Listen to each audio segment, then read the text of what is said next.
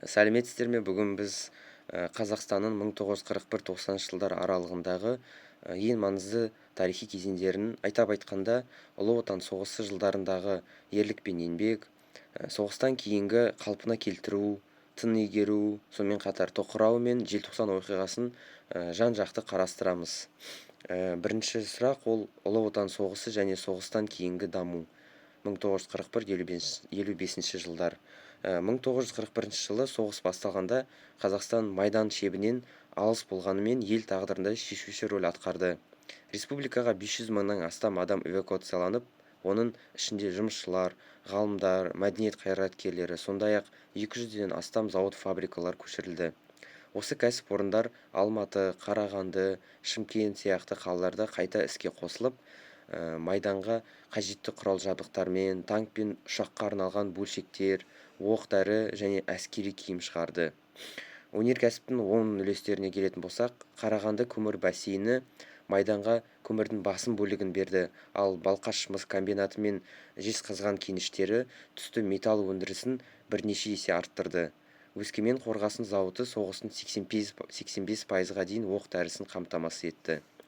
Ауыл шаруашылығына келетін болсақ, ер адамдар майданға кеткендіктен егін егу, мал бағу, өнім жинау сияқты жұмыстарды әйелдер мен балалар атқарды. Ал соғыс жылдарындағы аштыққа, ауыр еңбекке қарамастан, Қазақстан майданға миллиондаған тонны астық, ет, киім жөнелтті. Қазақ батырларына келетін болсақ, Қазақстаннан 1.200.000-нан астам адам соғысқа қатысты. 500-ден астамы Кеңес одағының батыры атағын алды.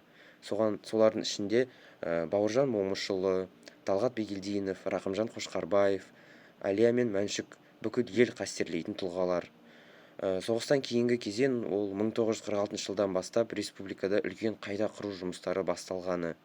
Индустриялы көлік желісі, ауыл шаруашылығы қалпына келтіріліп, жаңа зауыттар салына бастады.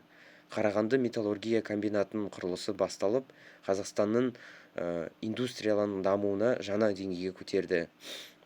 Білім мен мәдениет саласына келетін болсақ, университеттер кеңейді, театр мен ғылыми орталықтар ашыла бастады. Кейінгі тақырып ол Хрущев жылымығы, тың игеру мен Жұмабек Тәшенов. 1953 жылы Сталин қайтыс болғаннан кейін жылымық кезең репрессияның бәсеңдеуімен, баспасөз бостандығын біршама артуымен ерекшеленеді.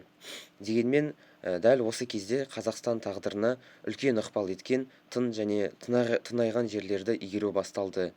1954-62 жылдары республика аумағында 25 миллион гектар жер жыртылып, астық аймағына айналдырылды. Тың игерудің оң нәтижелері Қазақстан КСР-ның негізгі астық қоры болды. Жаңа қалалар мен ауылдар салынып, өндіріс пен жол инфрақұрылымдары дамыды. Бірақ та оның теріс салдары да болды. Сонымен айта кетсек, топырақ эрозиясы күшейді, жер құнары жоғалды, табиғи мал жайылымдар бөлінді. Қазақстанға өзге республикалардан миллиондаған адам қоныс аударып, қазақ халқының үлесі азайды, ұлттық мәдениеті әлсіреді.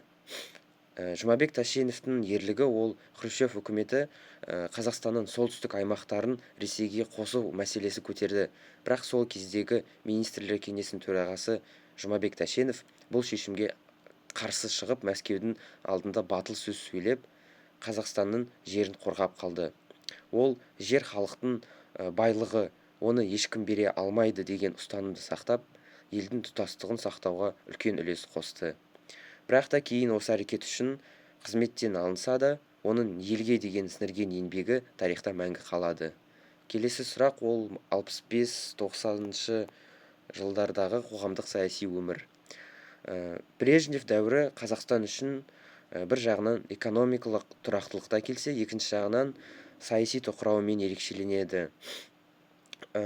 Павлодар Екібастұз индустрияландырық кешені, Маңғыстау мұнай кен орындары, Қаратау фосфор өндірісі, Жамбыл химия комбинаттары сияқты алып кәсіпорындар іске қосылды.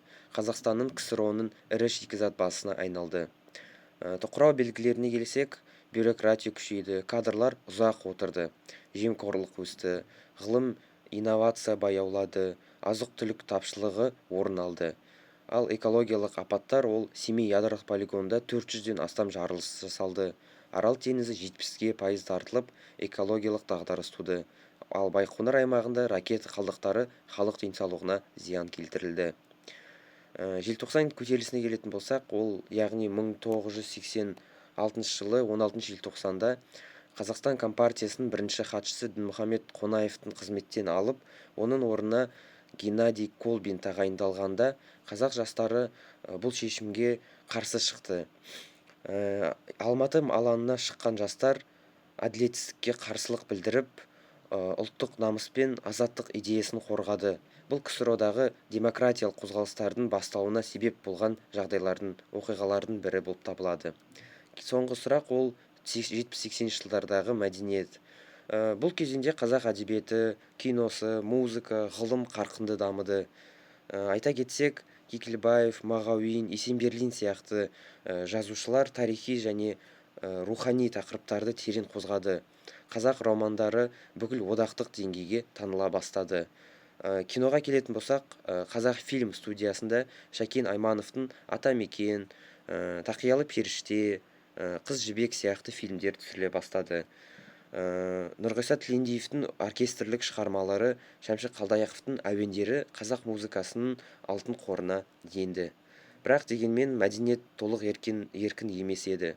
Идеология мен цензура ұлттық мәселелерді ашық көтеруге кедергі болды. Қорытындылай, 1941-1990 жылдар аралығы Қазақстан үшін үлкен өзгерістер дәуірі болды. Соғыстағы ерлік, тың игеру кезеңінің қайшылықтары, тоқырау жылдары, желтоқсан оқиғасының тарихи маңызы бәрі тәуелсіз Қазақстанның қалыптасуына тікелей әсер етті.